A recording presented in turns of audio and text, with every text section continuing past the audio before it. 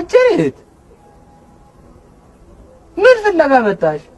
ሚኒመም ፕሮግራም ያስፈልጋል። ምን ማለት ነው? አዲስ የሽግግር መንግስት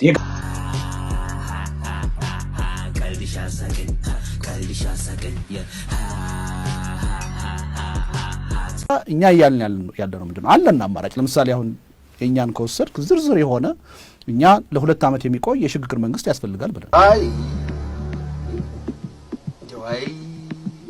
የሽግግር መንግስት የሚል ሐሳብ ይነሳል። ኢትዮጵያ ውስጥ ከእንግዲህ በኋላ የሽግግር መንግስት አይኖርም። ኢትዮጵያ ውስጥ የሚኖረው በምርጫ የተመረጠ መንግስት ብቻ ነው። በህዝብ ውሳኔ የተመረጠ መንግስት ብቻ ነው። ለምን እንኳን እንደ እድርና ቁብ ሰብሰብ ብለን ተውትና አሁን ባለንበት ቁመናም ጠንክረን የምናስበው መከወን ችግር ሆኗል። ለምን ሽግግር ይላሉ ያላችሁ እንደሆነ በቀላሉ መሃላችን ገብተው ሊጫወቱ፣ ሊከፋፍሉ፣ ሊበትኑ የሚፈልጉ ኃይሎች የሚያዩት ሐሳብ እንጂ የኢትዮጵያን ሐሳብ አይደለም።